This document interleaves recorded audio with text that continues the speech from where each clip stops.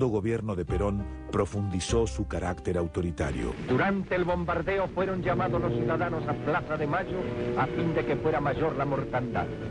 Esa táctica inhumana perseguía un fin, el de asegurar al exmandatario una posición de víctima, en tanto se trataba de desprestigiar el movimiento revolucionario.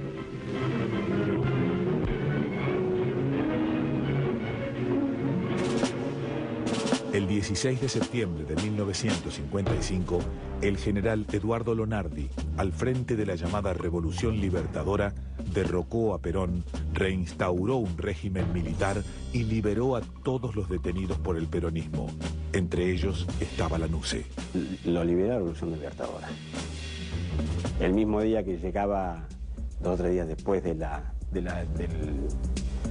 Revolución de septiembre del 55, 2 o 3 días después que llegaba, al mismo día que llegaba Rojas con la famosa cañonera de la Armada al puerto de Buenos Aires, ese mismo día al aeroparque llegaba en avión mi padre, que venía desde la cárcel de Barrio Gallegos. Ahí él ya tomó cierta notoriedad, especialmente dentro del ejército. Empezó a tener un cierto prestigio y fue reivindicado después de la Revolución del 55. Ahí comienza la notoriedad de Lanusse. Lo nombran jefe del regimiento de granaderos y pasa a estar en la custodia del presidente, con Lonardi y con Aramburu. El lema de la Revolución Libertadora fue "ni vencedores ni vencidos".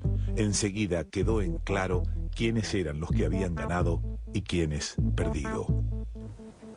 Además, a partir del 55, Lanusse empieza a formar parte, digamos, lo que podríamos llamar los generales intelectuales, digamos, ¿no? Los generales que dentro de la pobreza general que existía dentro del ejército, pensaban la cuestión militar y la cuestión nacional con un poco más de profundidad, digamos, ¿no?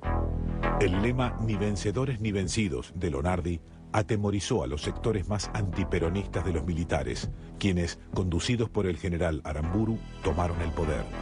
Lanusse, traicionando sus obligaciones hacia Lonardi, ejerció una importante actividad política junto a Aramburu, quien comenzaba así un despótico gobierno. Además, con Aramburu tuvo mucha afinidad. Aramburu lo tenía un poco como su hombre de confianza. En esa época nosotros no lo veíamos, ya veníamos acostumbrados a no verlo a Pancasa porque estaba preso. Vino y bueno, entre el regimiento y las actividades que tenía con Aramburu, se iba a las 6:30 de la mañana y no lo veíamos en todo el día. El general Aramburu proscribió al peronismo. Tratando de ocultar su existencia, ordenó la destrucción de todos los símbolos peronistas, sus fotografías y todos sus libros. Pretendían un país organizado a la manera anterior al 45. Y acá está la contradicción elemental, que hoy nos resulta quizás sencilla de comprender, pero no en aquel momento. Hacer de cuenta que el peronismo no había existido. Entre otras erradas maniobras para borrar al peronismo de la historia argentina, se hizo desaparecer el cadáver de Evita, que ya se había convertido en un grave problema para Aramburu. Algunos, por el poco cuidado que el peronismo tuvo en lo institucional. Y otros también hacer de cuenta que el peronismo no había existido porque, bueno, hay gente en la Argentina que no le gusta a la inmensa mayoría de la gente. Entonces, siempre seguirán siendo elitistas o gorilas, como se decía en aquellos años, ¿no? El gobierno tenía miedo de lo que pudiese suceder con el cadáver de Evita en el país, sobre todo si llegaba a manos del peronismo. Luego de esconderlo en distintos sitios, con la permanente... A continuación es un documental exclusivo que se llama Alejandro Agustín Lanusse, el alter ego de Perón. Se quiere dialogar, de oportunidad para que el otro hable también. No hay que imponer de frente su opinión. Muy bien, yo soy un hombre que ha demostrado ser siempre pacífico. Yo soy un general pacifista, algo así como... Por la noche. Algunas teorías sostienen que aquella tardanza no fue más que una maniobra para acelerar la caída del régimen de Onganía. Desgraciadamente, las circunstancias de Córdoba apremian a todos para que cada uno cuanto antes esté en la aptitud de discernir, para ver cuál es exactamente el papel que le corresponde para ser actor. Los críticos de Lanuse dicen que, o dijeron que llegó tarde precisamente para desgastar al gobierno de Onganía, al que él iba a suplantar. Tanto los amigos... Otra cosa que hace Lanuse implícitamente es que reconoce que no solamente no se puede gobernar sin los partidos políticos, sino que no se puede gobernar sin la eliminación de la proscripción del peronismo. Lanuse ideó entonces un plan de apertura política al que denominó Gran Acuerdo Nacional.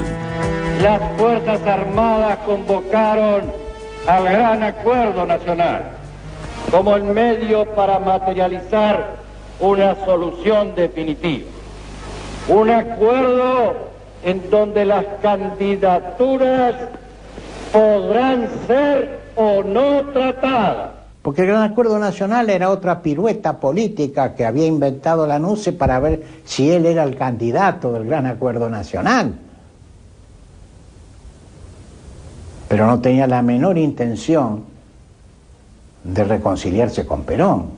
El de Perón al país era inminente, pero había dudas sobre qué podría suceder cuando pisara suelo argentino.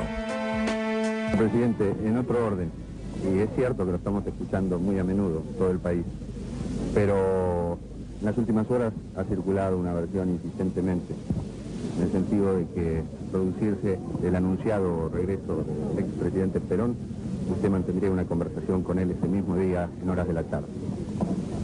Así como tengo paciencia para aguantarlos a ustedes, voy a tener paciencia y hacer lo que sea necesario por la paz y por la grandeza del país.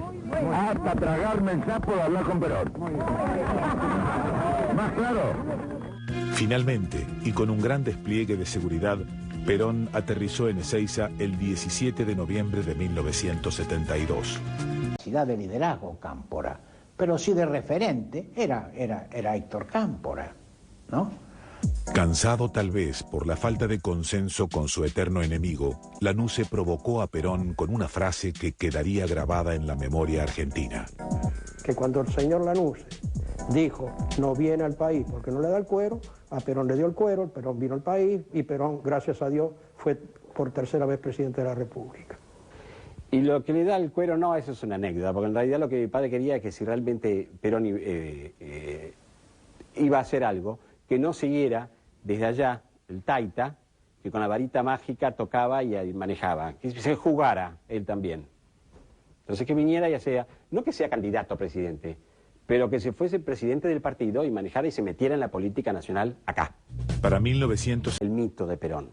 Si Perón, que ya era un hombre bastante grande, seguía en España y seguía sin jugarse, un término que todavía se sigue usando ahora, acá en el país y por el país, iba a ser el mito o el gran prócer que moría en el exilio, otro prócer más que moría en el exilio como San Martín y bueno, mi padre un poco no quería eso. Bueno, Perón de Lanuse tenía un concepto muy claro, Perón sabía que era un fullero, que era un militar que quería llegar a la presidencia de la República pero con los votos peronistas. Si realmente querían participar del país y de la vida nacional, que participen en igualdad de condiciones. Por eso lo reconoció el Partido Comunista y rehabilitó, le sacó la prohibición que tenían los taita, que con la varita mágica tocaba y manejaba, que se jugara él también. Entonces que viniera ya sea, no que sea candidato a presidente, pero que se fuese presidente del partido y manejara y se metiera en la política nacional acá. Para 1972, la violencia recrudeció.